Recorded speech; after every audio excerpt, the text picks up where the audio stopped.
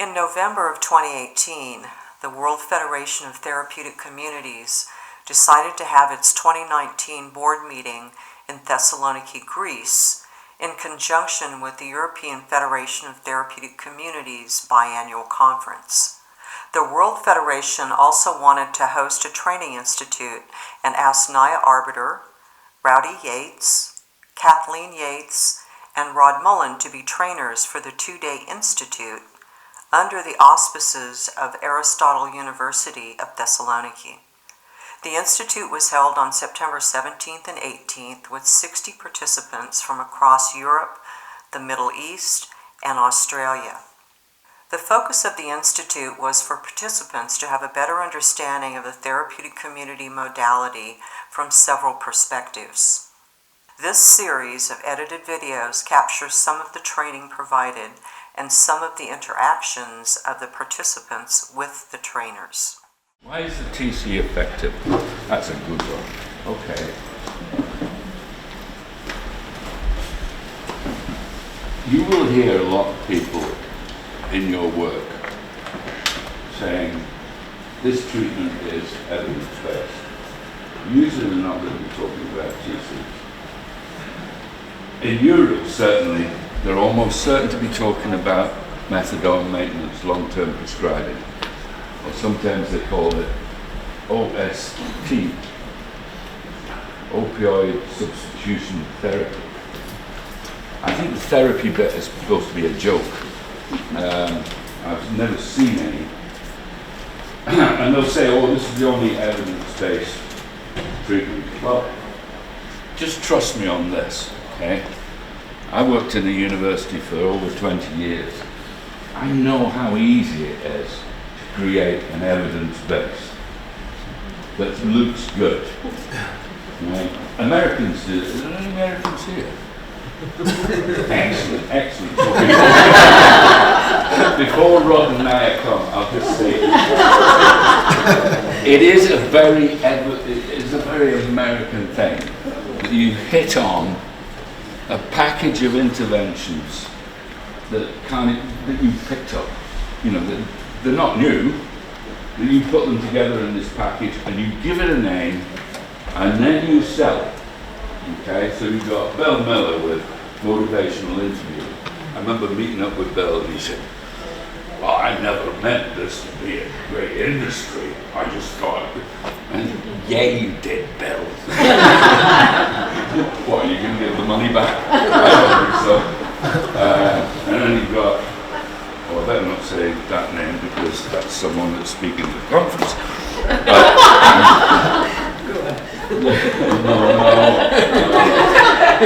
Come and see me later. So there's a number of different types of evidence, right? We've got field work, field studies, outcome studies. The top of this tree is randomized controlled trials, okay? But here's the thing, it's only top of the tree in medicine, right? Randomized controlled trials are really, really good in medicine because you can have a pill and you want to know if it works, okay? So you randomly assign your patients to group A and group B, okay? Now that's all done randomly. That's the randomized bit. And then group A get this new pill, group B get a pill, but there's nothing in it. And then if group A get better and group B don't change, then the medicine's working. This is simple. The problem comes when it's unethical. There's a number of problems. This is one of them. When it's unethical to create a group B. So how about heart surgery? Well, guess what? In medicine, there is no randomized controlled trial for heart surgery.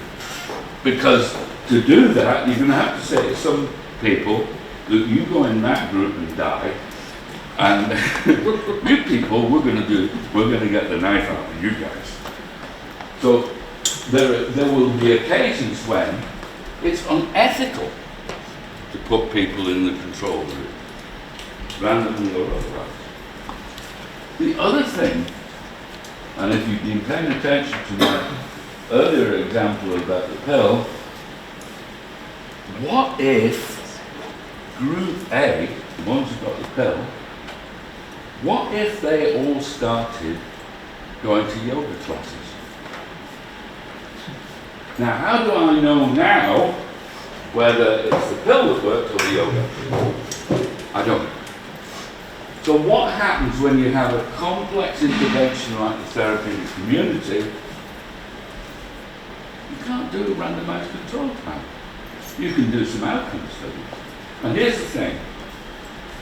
Doctors, the medical profession in general, do go on and on and on about randomized control trials and that there aren't any for the therapeutic community. Actually, there are, and the results look pretty good. But what we have that's better, in my view, is we've got something like 60 years of outcome studies that almost all of them say people get better when they've been to a therapeutic community. And by the way, there was something earlier about dropouts. By the way, that includes dropouts, and I'm going to talk about them when I answer that second question about dropouts. Okay, so this is the dry bit of the afternoon. You see, my colleagues have been released by the Patriots now. Thank you for your contribution to the ransom. Addiction theory. Okay. Now, trust me, this isn't as dry as it sounds. I actually do this regularly with residents, and they seem to quite like it. They certainly don't walk away or fall asleep or any of those things. Quick history lesson. Up until about the middle of the 19th century, everybody thought addiction didn't exist. Nobody believed in that. You were either greedy or you weren't.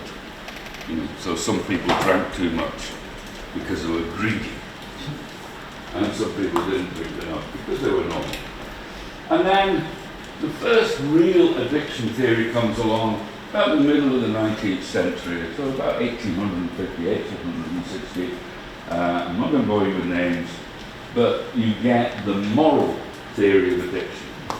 And the moral theory of addiction says it's only people of low moral fibre who get addicted. People with plenty of moral fibre, they don't get addicted. Oh, and guess what? People with plenty of moral fibre, they're all rich. I didn't mention that before, sorry about that. People with low moral fibre, well, guess what? They're all poor. And they get what's coming to them. Because the devil's in the bottle. But if you're rich and high in moral fibre, you can resist that devil.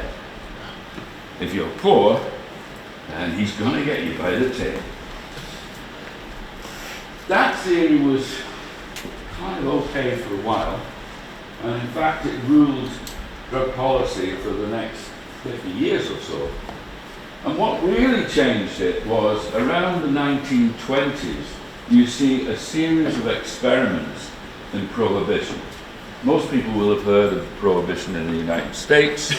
It's not as well known that in Russia they also had prohibition, and in Scotland we introduced prohibition and so on. By and large, these prohibition experiments were a massive failure, and the laws were reversed. So now we've got a dilemma. For years For years we've been saying that the devil's in the bottle. But if the devil's in the bottle, why have we decided all of a sudden to legalize it? Oh, that's a bad one. So now we've got this dilemma. So what we do is we create this new theory. And the new theory is called the disease model of addiction. And what the disease model said is some people, not everybody, some people have an allergy to alcohol.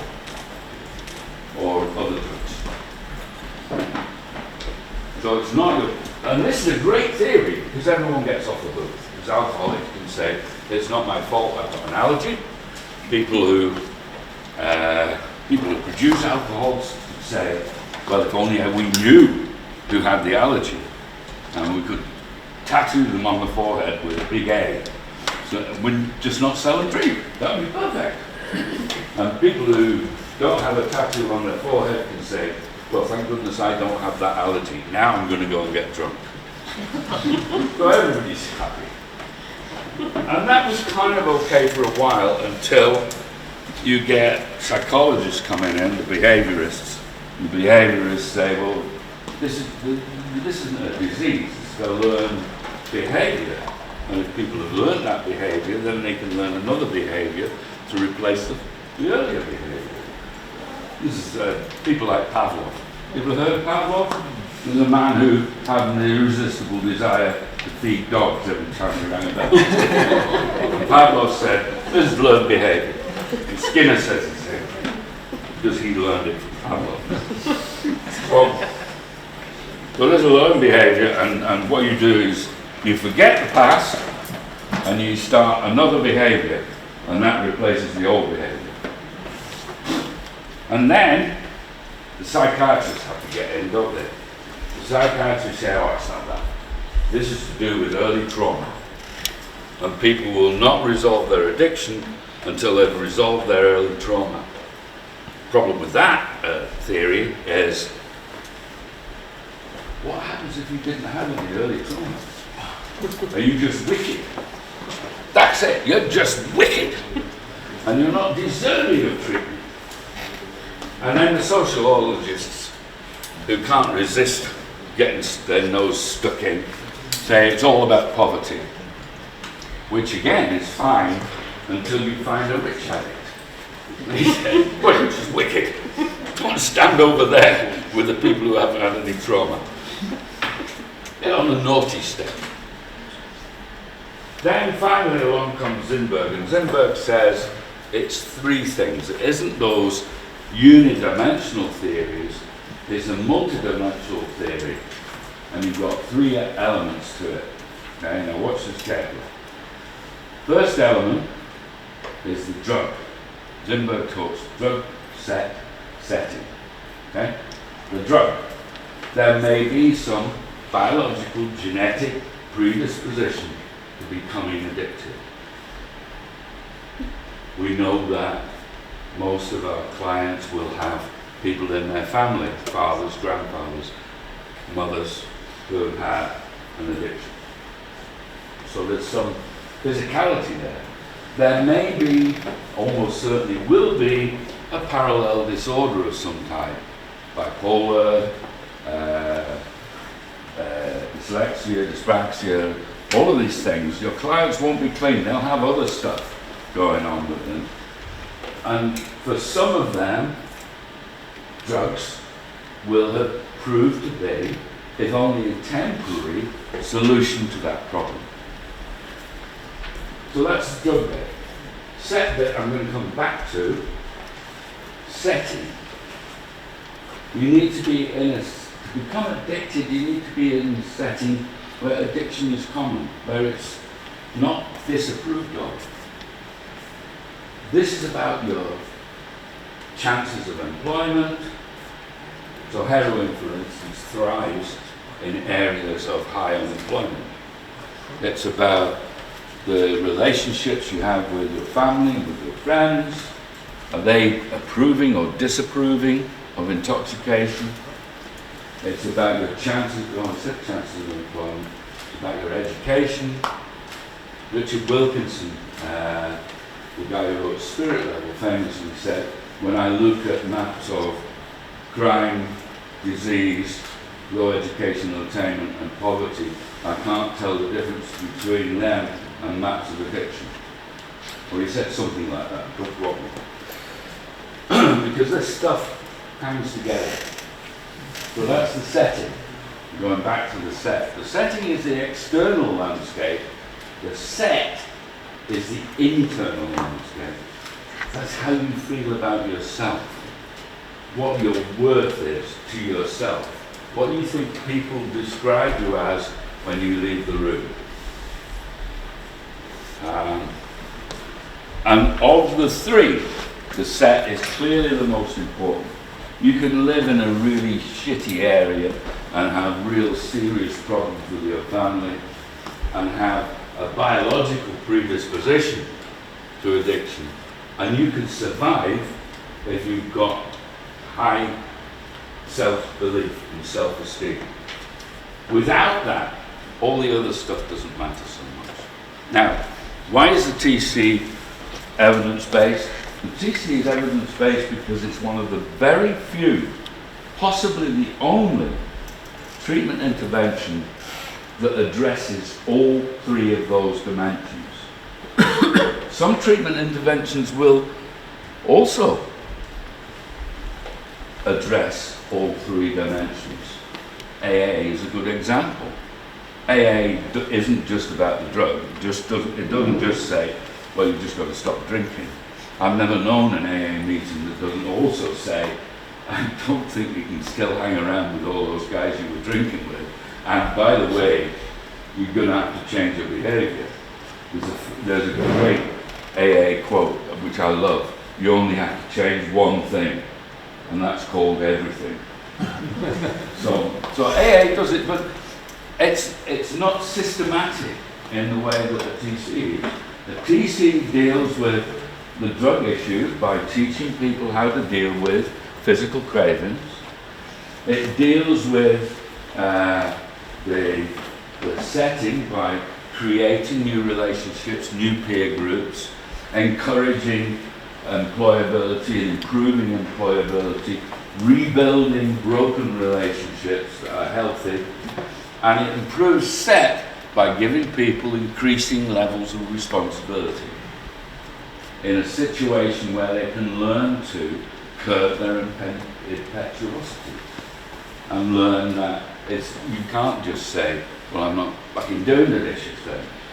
You know? So the TC responds to all three of those elements. And one final thought for you that I think is actually quite interesting is that if you look at some of the new work coming out of people like Alexandra Laudet and David Best and Bill White, these names that are familiar to you, these are writers who have been developing this notion of recovery capital, which is based on the Foucault version of social capital. And what they say, which I think is really interesting, is that there are three types of recovery capital: social, community, personal. Drug set and setting. So, and that takes me back to what I was saying earlier about one of the things that we need to do is to, what was I saying earlier? We need to build up people's recovery capital. In Phoenix House, Glasgow, they call it Rowdy's 3-jar talk. Because I have these 3 jars that they keep in the kitchen for me. And we put them on the table and we say, the job of a TC, your job here, is to fill these jars. That's your drug, that's your set, that's your setting. You need to fill them. Here's the trick. What we need to do is to do it in an immersive situation where those jars are getting filled at roughly the same speed. Because if we don't, the whole thing falls over. You understand that? So, for instance, I take a guy who's been using heroin for 10 years, he's homeless, all his friends are drug users and drug dealers, and he has very low self-esteem. I'm a doctor, I'm going to deal with drug. And I'm going to prescribe large quantities of methadone. I'm not interested in set. His self-esteem is for the psychologists, they can deal with that. I'm not interested in the setting because that's for housing and employment to deal with. Well, guess what? This guy either stays on methadone for the rest of his life or he messes up and goes back out in the street. It's guaranteed. Of course it's guaranteed. All I'm giving you is a prescription for methadone. What's going to happen? I'm going to sell my methadone. Of course I can. Take me again, 10-year-old heroin addict. All my friends are drug dealers. I've got very low self-esteem. Most of this is true, by the way. Housing officer says to me, I'm going to put you in a new flat. I'm going to deal with your setting issue. I'm going to put you in a new flat and make sure that you get an appointment with the employment agency. The other stuff, that's for somebody else to deal with, but I'm going to put you in this brand spanking new flat. Thank you very much. Guess what? By the end of the week, I've got the boiler out of that flat down to the scrapyard. What's that? That's money in your pocket, isn't it? You need to fill those 3 jars at roughly the same pace. Okay? And a TC, a well-run TC will do that. Just quickly on the other question about dropout. Dropout is not a failure. Okay? It's not an organisational failure because we can eradicate it. I can start, if someone would give me the money, I can start you a drug treatment service that has no dropouts at all. How am I going to do that? Well, what I'm going to do is all of my clients are going to get a per diem payment of about £1,000 a day and as much methadone as they can stand. I guarantee you I'm not going to have any dropouts. Am I going to have a good treatment program? No. I'm going to have a shite treatment program. It's awful. But I've stopped dropouts. Dropouts are not an organisational sign of failure. Remember, learning to be abstinent, learning to recover is like learning to ride a bike. Those of you who have children, you start off holding the saddle. Your kid falls off and scrapes their knee, you don't say, well, that's it, you'll never ride a bike again. What you say is get back on. Right now. So, people may need more than one go at a therapeutic community program. And here's the really good news. If you look at some of the research, and particularly there's a study done of Phoenix Futures residents by Laura Aslan a couple of years ago, and there's one in Australia, I can't remember who did that. And these are studies looking at dropouts. And guess what? 2 things that you need to think about. One is that the vast majority of dropouts are doing better than they were when they went into the TC, even though they've not completed the program. That's the really good news. The other thing is, and this is really interesting and one to think about, and I would like you to think about it, is that engagement appears to be more important than time. So by that I mean, if you take a dropout who lasted 7 months and managed to attain a position of, I don't know, assistant to head of kitchen department, they're probably not going to have done as well as the guy who stayed 4 months and made it to assistant house director, because the guy who stayed 4 months got more engaged with the treatment. One of the beauties of the therapeutic community is you can measure engagement in that way, because we're getting people further up the hierarchy the more that they show that they are engaged in their own recovery and the recovery of the rest of the community. So we can measure engagement in that way. That's not something that's easy to do in other types of treatment interventions, so that's interesting. But it's quite clear that people who are more engaged with basically engagement in treatment is more important than time in treatment. A lot of times the question comes about why is it effective, and there are some elements that are not put in there, and one of the main elements that I find is that there are put demands on you as a human being when you come in there. You are made important even though you don't think you are important. You are from society made important. The other one is that you are accepted as the one you are.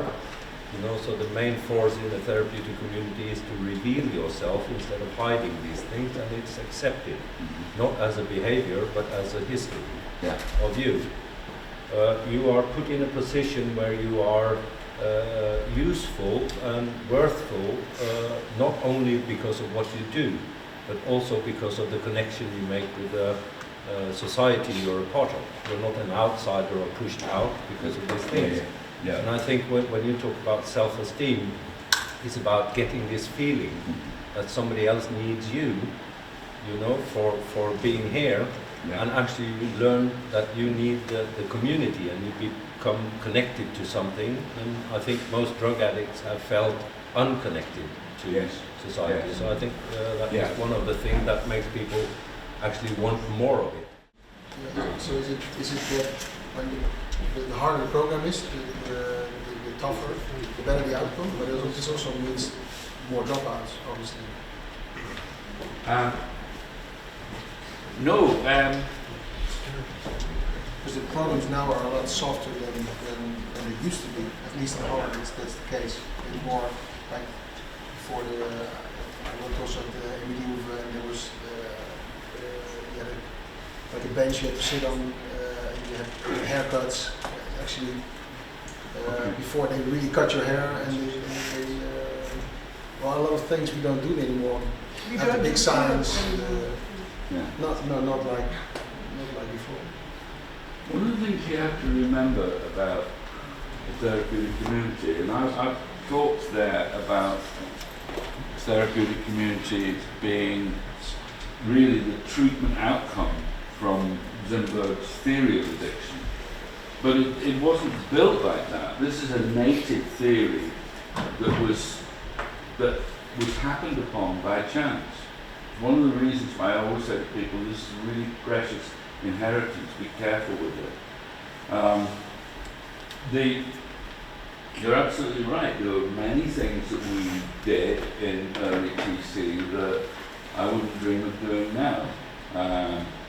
Partly because they were about humiliating people who came through the door, which is never acceptable or justifiable, and partly because they just didn't work. So no, I don't think you have to make agencies tougher. I think there are ways that you can reduce dropout without losing the challengingness of the therapeutic community. So for instance, the Keene, the Welcome House, the Keene began a Welcome House. Phoenix Futures has now copied that idea, as have Cool Mine in Ireland. And the idea of the Welcome House is, well, it's a bit like the first time you take your boyfriend or your girlfriend home to meet the parents. You really, really, really don't want the parents to say, oh, come in, Jim, you're cooking the dinner. Why? Because the boyfriend's not going to come back. So the idea of the Welcome House is people can be in a situation where there's a higher level of staff involvement, there's a gentler approach to treatment, and they can get to be a guest observer of some parts of the TC. So they can get to go to an encounter group knowing that they're not going to be a protagonist in that encounter group and so on. And that gives people a taste of the TC without being dropped right into it. And we found, certainly the King found, a massive increase in people, a massive decrease in people dropping out as a result of that. The other thing that the King does, and Phoenix Futures is now doing, is using that Welcome House facility as a safety net. So that when you were saying people put on the bench, I spent many hours on the bench. That's when you know, I'm going to go, sit on the bench and think about it. That was kind of halfway to a Welcome House idea. You know, it was certainly better than opening the door and saying, vamos. But the Welcome House provides an opportunity to say, look, if you really want to go, spend a couple of nights in the welcome house, have a think about your position, talk to some of the new people coming in about why they want to come in, but you want to go out. And then we'll talk about it. And that reduces your dropout rate. But just remember, dropout's not failure. To add on a bit to the issue of dropouts or increasing retention, there's a few things that may be useful to you. One is, and Rowdy touched on it in terms of the welcome house, what's your ceremony when people come in? Because there's what the funding source might dictate, but then there's what do you as a community do? When people are having that threshold experience, they're stepping over the threshold, what does the physical environment say, the emotional climate say, and the people that they first encounter? In our work, we spend a lot of time teaching about environment so that none of the desks in any of our settings are across from people. All of our desks are against the wall so that we never are talking to somebody over a desk, because talking over a desk is the parole office, the probation office, the prison warden, the irate teacher, the school principal, and many people have had bad experiences in certain physical settings. So our classrooms, our offices, our public rooms make a big difference. We make a big effort to make them look different than environments in which people have failed. So I've never taught a class where people are in rows looking at the back of somebody's head, because so many of the people that come in, whether they're there because they're part of a violent gang, whether they're there for a drug addiction, a gambling situation, decompressing for 35 years of being incarcerated, many of those people have failed in typical classroom settings. So what we try and do is kickstart the learning process in a setting that doesn't look like a school or doesn't look like a parole office. And then people start getting more confident, so when they do get back to one of those settings, it's not as intimidating. If somebody walks into a room and the first thing they feel is, oh yeah, I know what this is. This is where I get thrown out. Or I know what this is. This is where I sit in the back of the class. If I have a group of people, I usually work with rolling whiteboards. So if I have a group of people where I've got maybe 10 or 15 people that are always in the back, and usually I will be working with another person. Let's say I was working with Kathleen. One of my teaching partners, I would be teaching, and I'd have my people in the back that are not, they're having a hard time. And I would just keep moving around the room, talking about how do you increase retention, how important it is to know people and know what their special anniversary dates are. Not only their marriage anniversary, but their birthdays. I like to know the dates that the person is going to remember. Like, I like to know the birthdays of their children, because I know they're thinking about it. I like to know if they recently lost a mother or a father, when that was, because I know they're thinking about it. I like to know if they're anticipating a really important visit, because I know they're thinking about it. So I'll say it's 2 weeks to your visit. And I may be teaching and I'll keep moving around, and then Kathleen, who would be my partner, would also very slowly start rolling the whiteboard. So pretty soon, I'm at the back of the class with all of the people who have parked themselves there. And I have the whiteboard that I move behind them. Do you understand?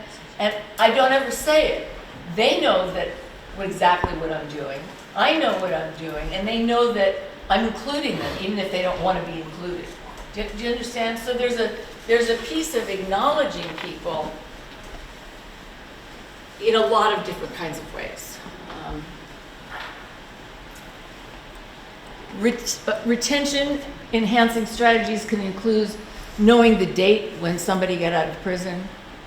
They also can be things that are very sad things, like the time, if somebody committed a crime. I had a number of people that had killed people driving cars, vehicular manslaughter. They were drunk driving and someone died. So within the community, we would do a ceremony on that date, maybe not with the entire community, but with that person's friends. I know that you're thinking about this. This is really important. What are your thoughts today? Here's what our wishes are for you. We know that this weighs heavily on your heart, but we also know that you don't ever want to do this again. Da-da-da-da-da-da. We might have that person write a letter to the family that's left behind if they've murdered someone that is not necessarily mailed, but it's read out loud in the community. A great deal of retention, it has to do with knowing your people. And some of that is when we go back to the interview or when someone first comes in, you have one moment to make a first impression. A few moments.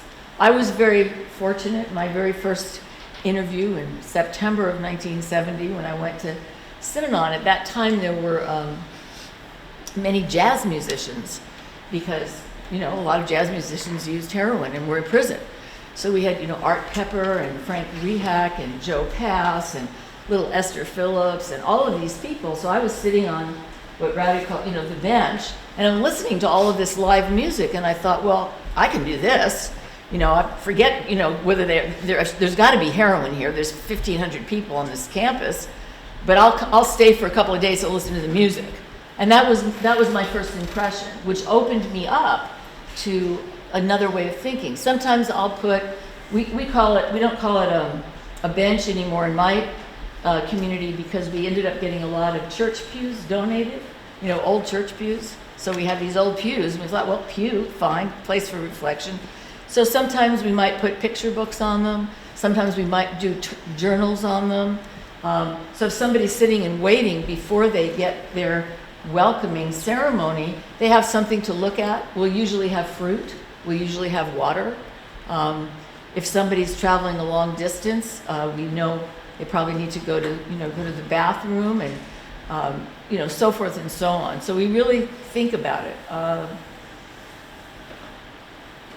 I worked in a maximum security prison in Texas a few years back.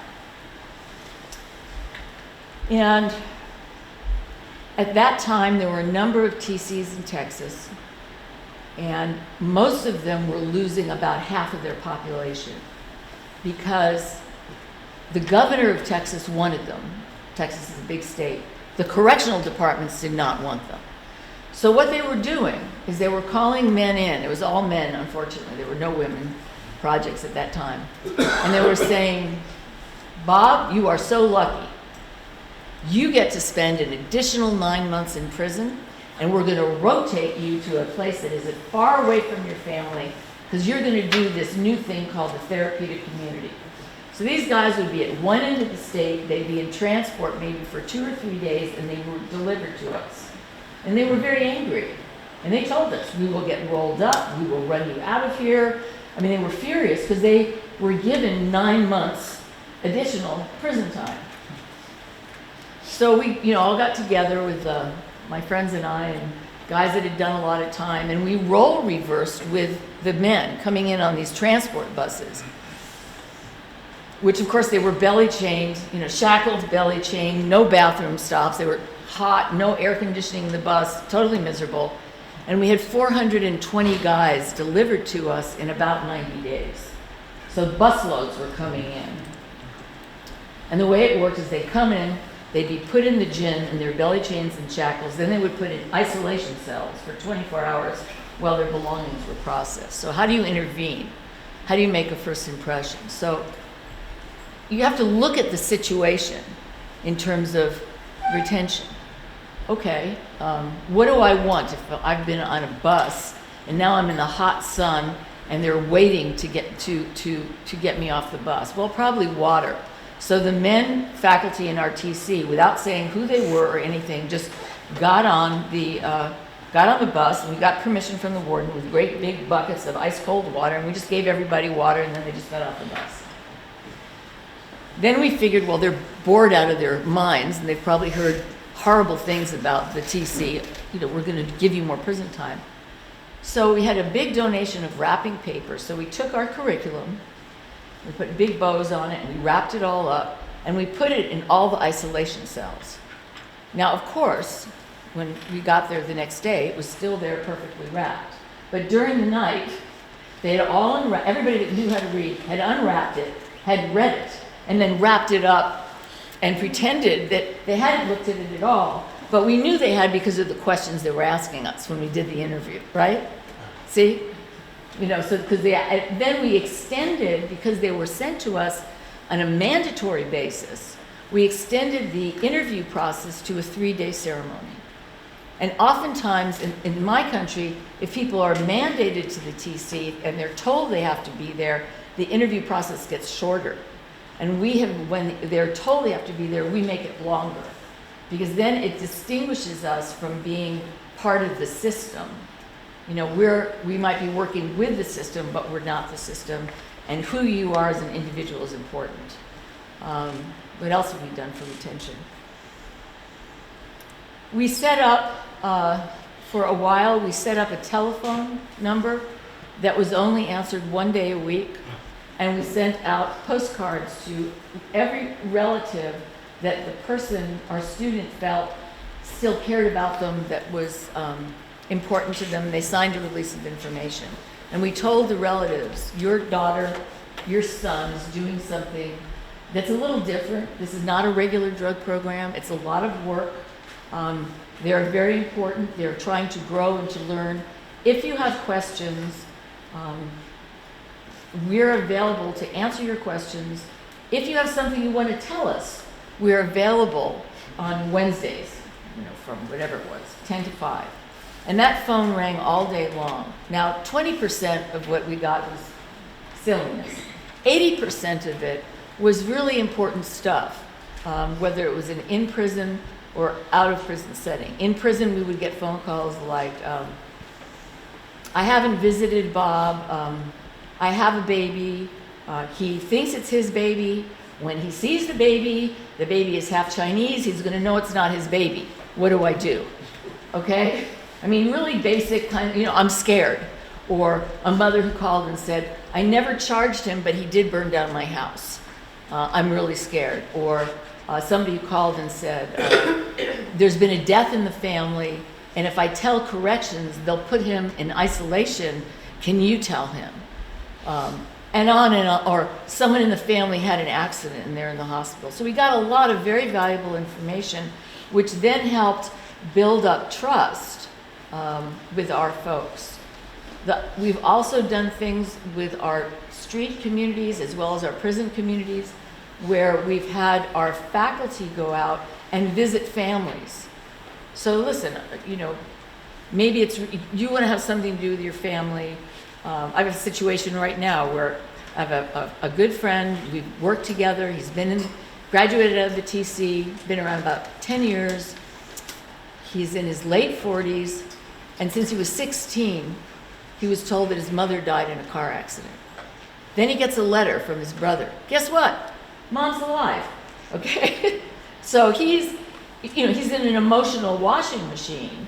And I said, look, I'll contact your grandmother if you want and write a letter, and then maybe that's a safer way in. So we've done a lot of that with people where we've visited a family or we've contacted somebody on the behalf of the person when it isn't safe enough for them to do it, and built a bridge. And that is very engaging, and it helps people. And you know, so much of retention and reducing a dropout is just role reversing. You know, I think, well, if I was in that situation, what are 3 things that I might need? And let me try that on with the person and say, like, would this help? Well, okay, maybe would that help? What about this over here? Would that help? And even if the person doesn't want any of those things, at least they know that you care. Again, this survey that we just, we've done it 2 times with 36 different providers in Los Angeles County. Some are TC, some aren't. The comments, it's 143 questions, it's very long. The students answer all of them, and one thing is very clear. They're very clear on who is working in their center as a job, and who is working there for more than a job, and they authentically care about them. And they articulate that. So that's just something to know. Oftentimes, if you work in a therapeutic community, people are watching you and are studying you because you're a lot more interesting. You're like the most interesting soap opera in town. Are you in a good mood? Are you in a bad mood? I've had my students sometimes do charts to teach the faculty. I say, okay, take a month and chart out all the friendships amongst the faculty, and they'll do a seminar for the faculty. And they'll say, well, Naya has a really good friendship with Jesse, but Steve is another faculty member. He and Jesse used to be friends, but now that Naya and Jesse are friends, Steve is jealous, so he doesn't talk to Jesse or say hello to him anymore. And they have and they're right, 100% of the time. And it's very instructive for the faculty because then they understand, like, everything you do is really being looked at. And so use that to your advantage. Back to prison, starting up a prison TC before even talking to the first student. I learned a long time ago, if I'm working with a group that's coming in to start, every day we walk in with a different person. So I might walk in with someone on the faculty one day, for maybe 3 days, that's an African American person. The next 3 days I might be walking with an Asian American person. The next 3 days I might be walking with another woman. The next 3 days I might be walking with a correctional officer. So because I know the culture of prison is to always be watching, so instead of being nervous about that, why not use that culture to help build the therapeutic community and have people say, well, wait a minute, I can't figure this out. This isn't the way it always goes. There seems to be a whole web of relationships.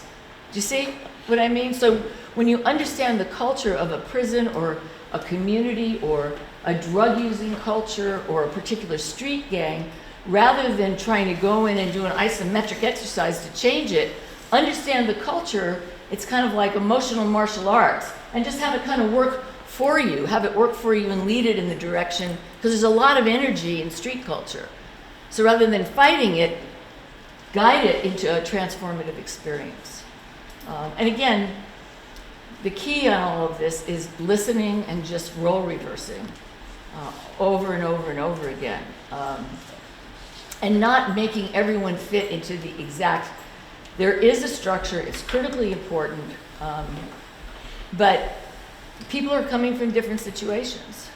If I have a Native American woman, and I've had 3 women like this in the last year and a half, who all had a female relative light themselves on fire and burn themselves to death in the tribes, because our tribal situation in the United States is horrific.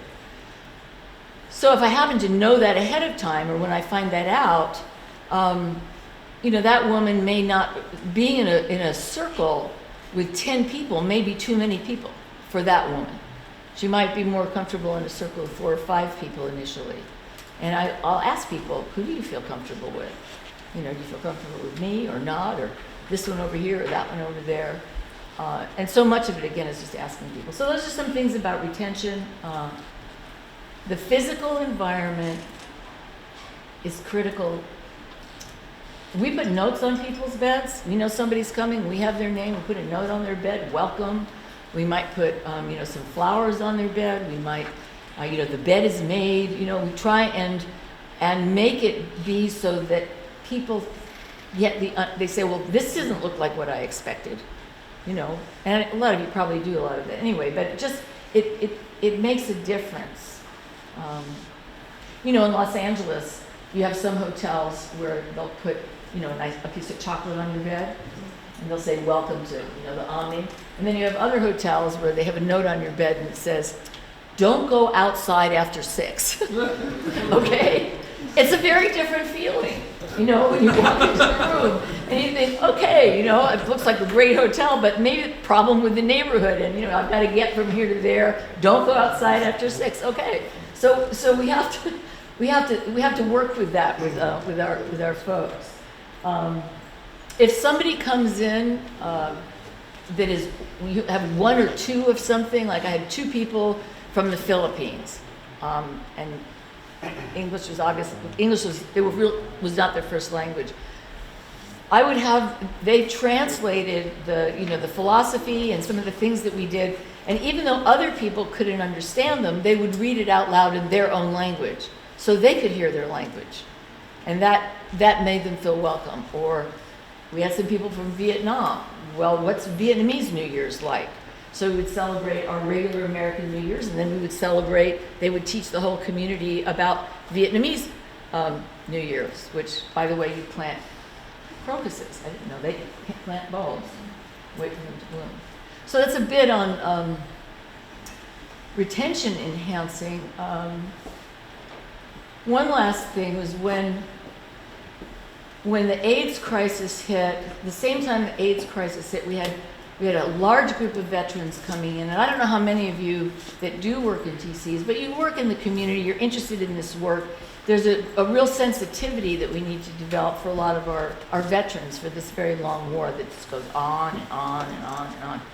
So when I had people that had experiences that the whole community didn't share, I started what, for lack of a better word, commonality groups. So I'd have 4 people, maybe 4 people that were perhaps HIV positive, 4 men who had been sex workers at bus stops, 4 veterans, and they would all compare their experiences in a personal demonstration group, and then, not talking about just themselves, in general, they would then present to the whole community and the faculty.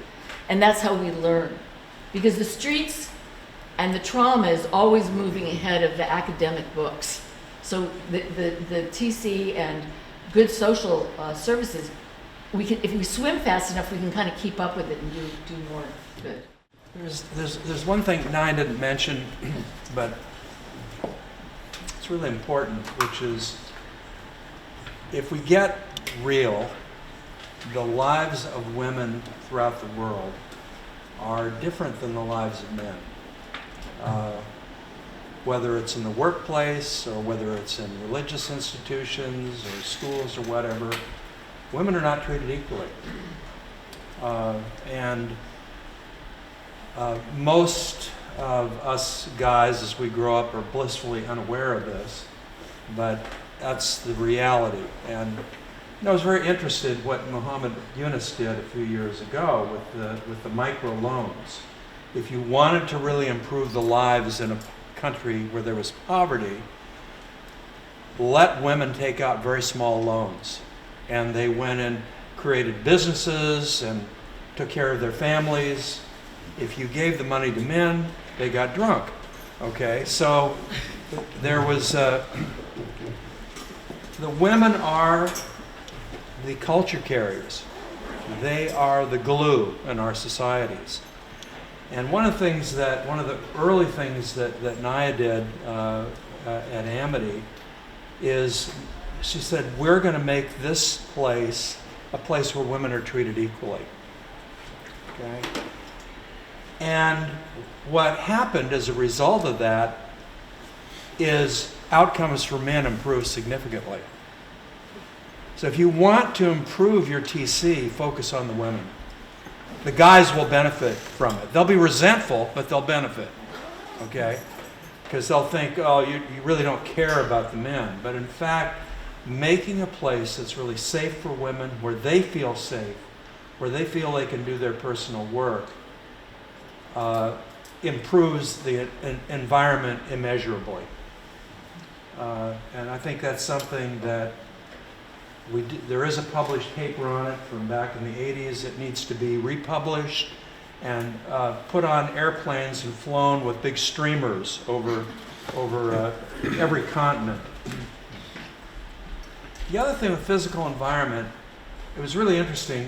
When George came, we talk a lot with George Zillion. He comes to our place from time to time, and we have long conversations, some of which Taze has recorded. And the last time he was with us, we talked a lot about physical environment, and he said, I've come to the conclusion that the physical environment is the very first treatment intervention. It's the very first one. It's nonverbal. It's very, very powerful because it tells you immediately whether you are respected, whether your culture is respected, and whether this is a safe place and a different place than you've been before. So putting a lot of emphasis on the physical environment is really, really valuable. Again, it really pays big benefits in terms of retention. It pays big benefits in terms of a feeling of safety and engagement. When we were, running a TC is like being on the edge of a financial cliff about 90% of the time. You're nodding your head, yeah. So during one of the periodic financial crises that we have, I went and arranged to buy a bronze statue. My board of directors was not pleased, with this decision. I bought it over time. It was really a good deal. I was able to buy it over 2 years, and the person who sold it to me sold it at a discount because we're a DC. It's a beautiful statue of an eagle dancer, Native American eagle dancer. Rowdy and Kathleen have seen it. And so when I had to justify this, we had gone from a population of 20% Native Americans to a population of 80% Native Americans. And I said, the moment somebody comes on our campus who's Native American, they're going to see that statue and they're going to know that we respect their culture and that this is a good place to be. And I said, it will pay, we're paying now, it will pay us back many times over the years. And we have discovered that every investment we make in the physical environment, and they don't have to be expensive, that's an unusual one, but most of the time it's just about really thinking about the physical environment from the perspective of a student, not from the perspective of an employee. What does that student see? What do they feel? What do they need? Okay? Now I mentioned this and I want to overemphasize it. The faculty, the counselors, whatever term you use, are so important. We call our faculty demonstrators. We use the term demonstrators to say the most powerful form of teaching is personal demonstration. Okay? You must be the mission. You must live the mission. You must embody the mission. Okay? And if you aren't doing that, then you're not teaching well. What's coming out of your mouth is okay, great, but what you do, is much more important, that you are credible. And there's a lot of things you can do. We went to this one prison, and we'd done really, really well at the prison that we were showing, and we were feeling pretty good about ourselves. They were violent offenders, and we did really, really well. We had a good study showing the outcomes. So then we went to a higher level prison, the highest in the state. And man, these guys were beating us like a drum. 6, 7 months, and we couldn't get anybody to buy in.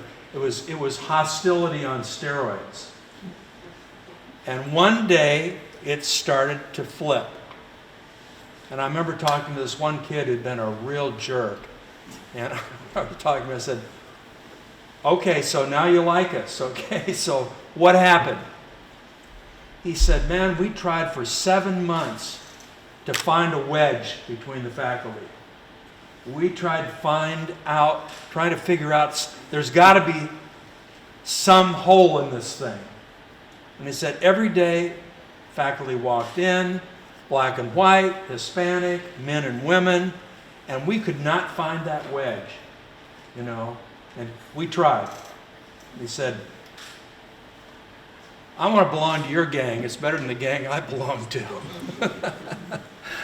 But it works. Faculty is the first circle of community.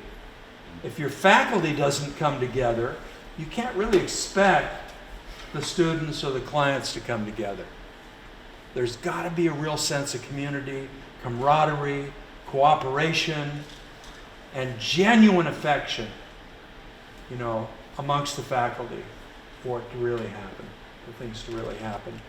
And that really leads to, do you have faculty that realize when the boat leaves the dock, no matter what deck you're on, you've left land, you're on a journey together. A lot of faculty come in and want to teach, but they don't want to change. The nature of the therapeutic community is everybody changes. Okay, I've been involved for 50 years.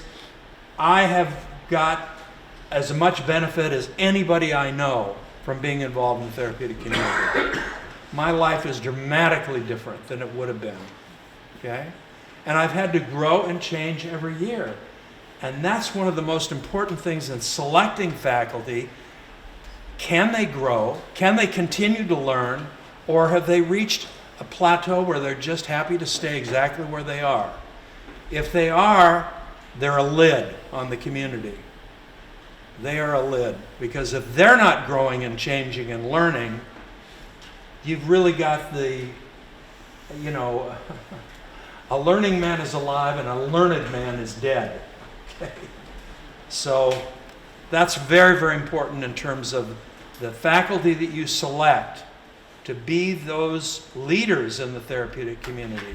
To make that personal demonstration, they got to be on fire with their own process of growth and learning.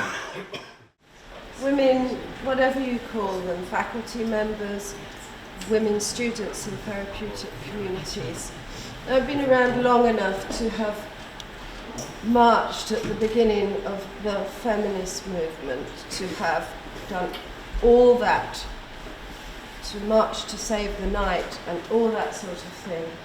And I think we have achieved a lot. No one questions now that men and women are equal, or do they? We generally accept it, but do we behave it? Do we genuinely believe it? Do we genuinely believe that we can have a partnership with a woman, with a man, that does not include violation or exploitation or manipulation, that can be a friendship? Do we really believe that we have to have some sort of sexual relationship with the opposite sex before we can have a relationship?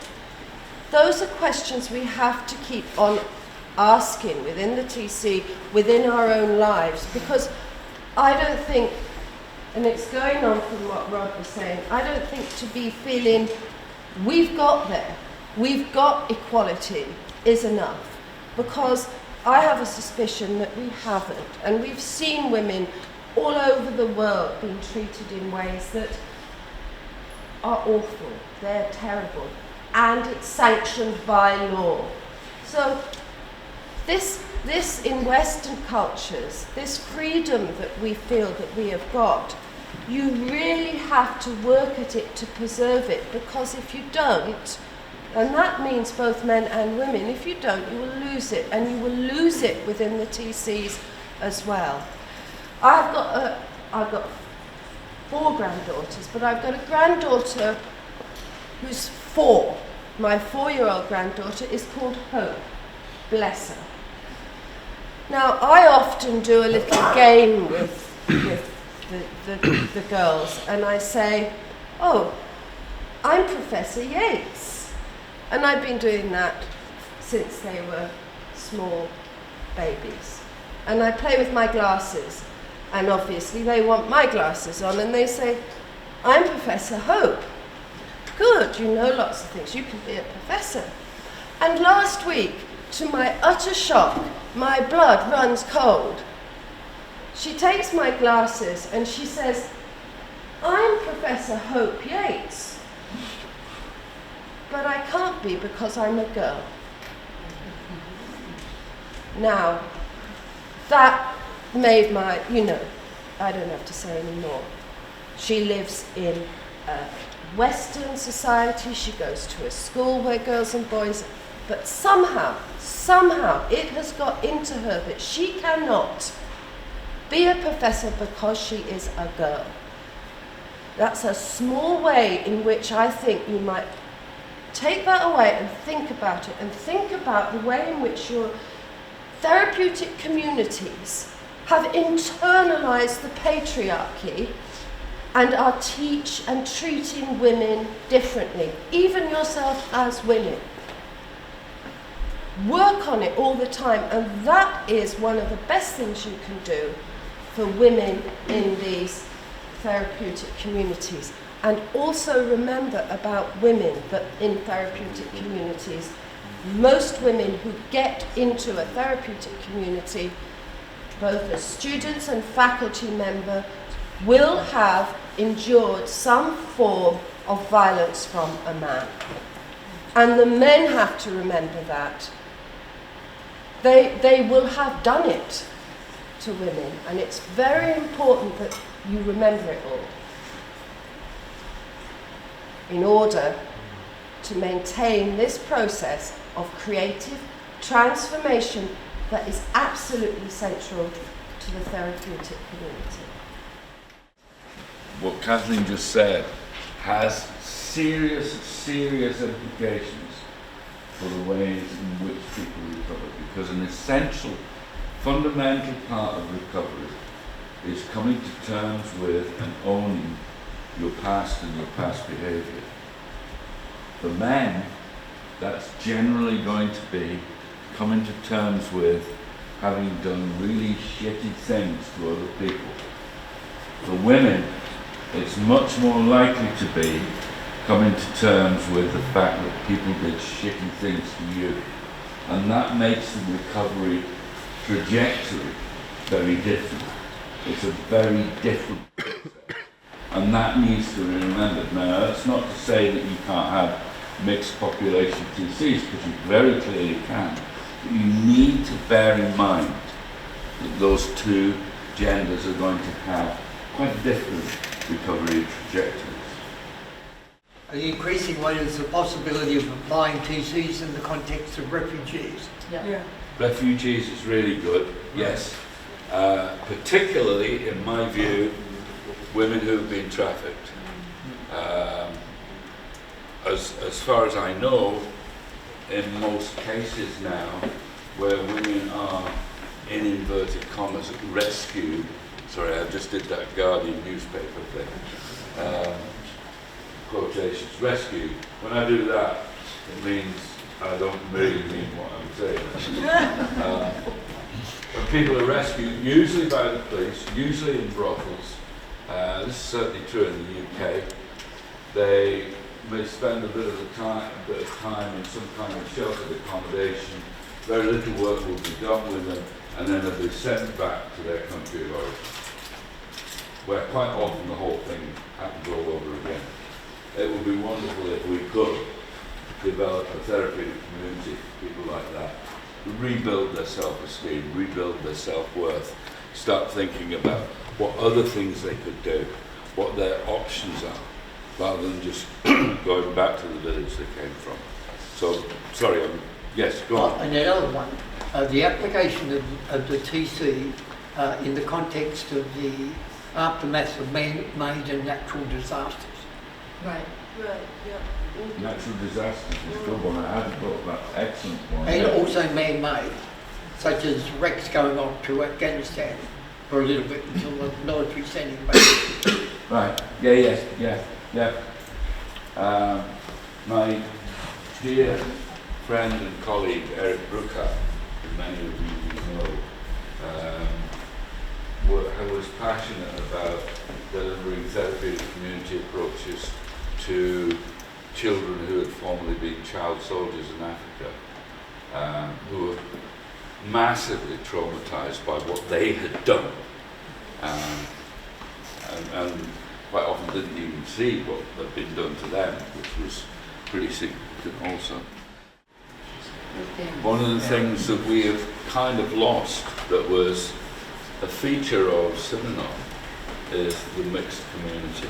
And when I say mixed community, I don't mean men and women. I'm thinking people with addiction problems or problems of social dysplasia living alongside people who don't have those sorts of problems but want to be part of a community. And that was something that Synanon did really rather effectively. And it's kind of died out as we sold our soul to local government and national government and said, give us your money, because they're not going to pay for us to have a bunch of people who don't have any problems living on the back of it. Right, okay. Other suggestions? I hear a lot from people visiting or hearing what we do in a TC who don't actually have an addiction or a diagnosis or any problems, who are just regular people, and they hear what we do and they say, I need this in my life as well, and why can't there be a community, a therapeutic community for just normal people to have an opportunity for the personal growth and all that. No one will pay for it, but that's something that I hear very often. My understanding is Synanon took advantage of that and said, well, you can come in, but you're going to have to pay us your wages. Or I don't know exactly what the financial. We had a lot of people that filled the role of, say, senior professors. So there were people that were marginalized through the McCarthy hearings, who had been blacklisted, who had nowhere to go. They could no longer work for Walt Disney or Hollywood or whatever, so they became part of the community. So we had a lot of writers and people like that. We had a lot of people that were called lifestylers, like somebody like Rod, who moved in and then helped develop the school. He didn't come from the base of having an addiction. He came from the base of being an activist. So in the 60s, we got a lot of people who were activists that were interested in alternative communities. And then we also had people, once the school got started, that wanted their children to be in it, because there was so much work around racism and civil rights during those years. They wanted their children to be in a school that was really integrated, black, white, Hispanic. So we had a lot of private kids that just came and went to the school whose parents wanted them to have exposure that they couldn't really get at that time in the public schools of the U.S. And it was different for different people. Some people made a big donation. Some people just came to the community and started working. Some people came 2 or 3 times a week and taught classes. But they were looking, the critical element, I think, in what you just said is this overwhelming need in our society at this point, globally, for a sense of community that is safe. That's really important.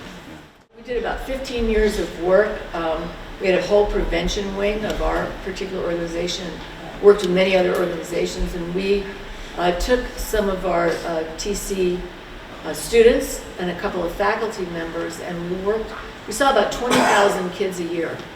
We took over a school district, and we did interventions in the school auditorium where we had kind of a community-based event, but like sort of what we're doing here. And then we had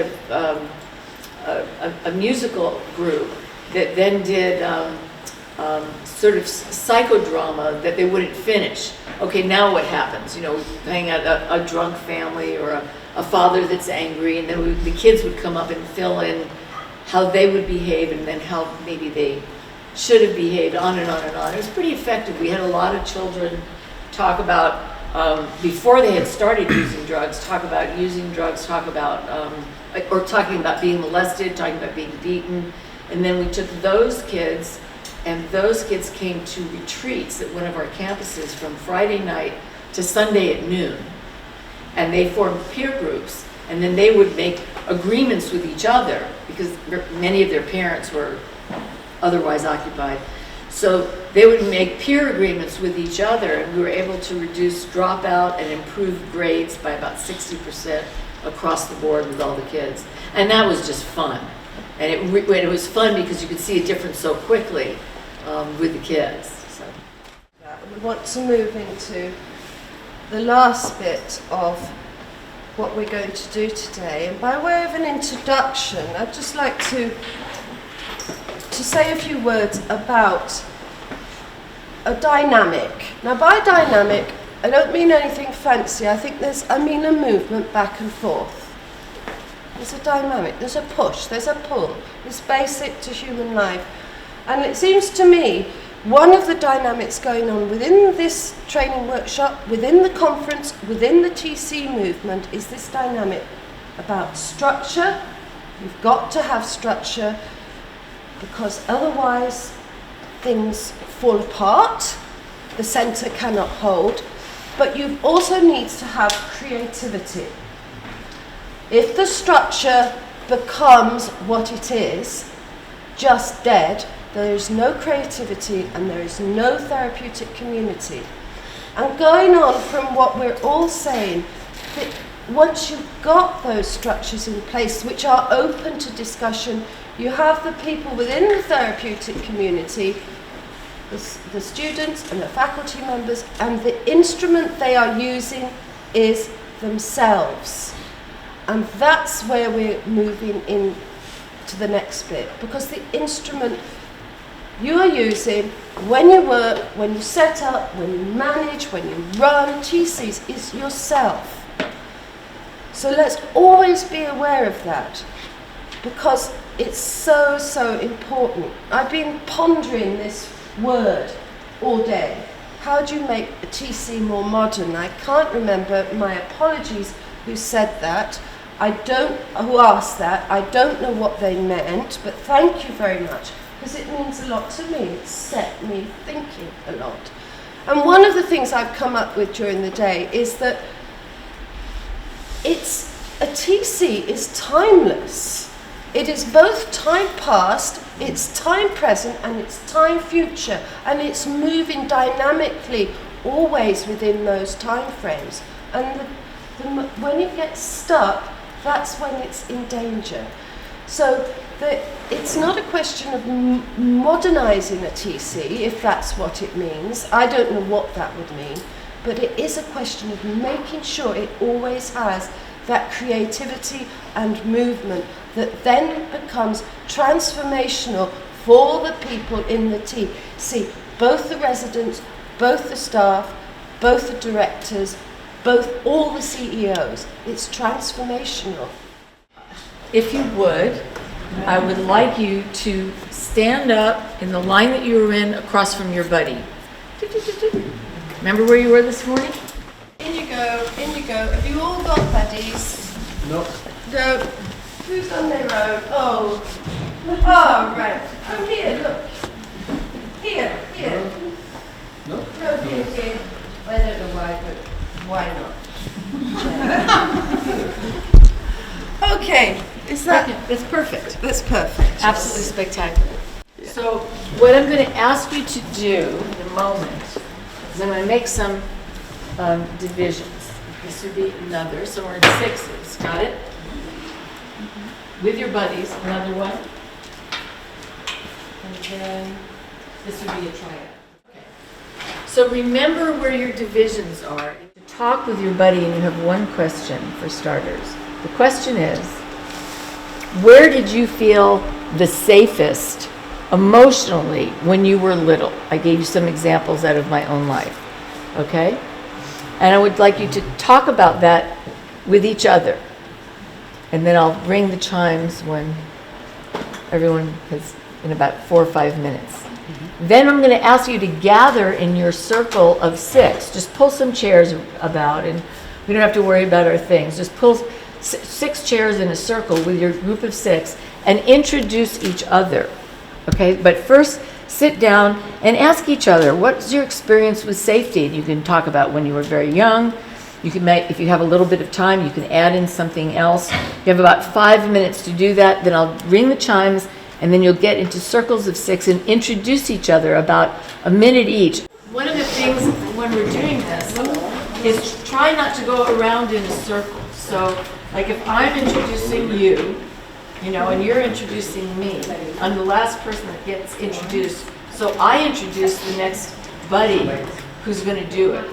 And the reason that we pick people rather than only going around in a circle is because it develops the vocabulary of choice. In the TC, we're always telling people, make good choices. And then these are global things. Make good choices to take care of your children. During the course of the day in a therapeutic community, how many opportunities do you give people to develop their vocabulary of choice? So in a circle, if I have a circle of 10 people, we're all answering questions, one person picks the next person. It doesn't just go around in a line. Because if I'm in a line and Kathleen's talking and I'm the next person, I'm already thinking about what I'm going to say and I'm not doing a really good job of listening to her. Okay? And if then she picks someone, it's also an opportunity for her to extend herself to somebody. And if you're working with white supremacists and people with not a lot of sanctuary and a lot of racism and refugees, it gives people the opportunity to pick somebody who's different. So, by way of closing today, I'd like you to just think a little bit about the concept of a threshold. A great threshold stone that's in front of a lot of, the doors in older buildings. Because the therapeutic community is really somebody crossing into a threshold. So here's something on thresholds. May you pause at the thresholds. In their stately circle, the thresholds of choice surround us. Some to lives of meaning, coloring moments with great strength.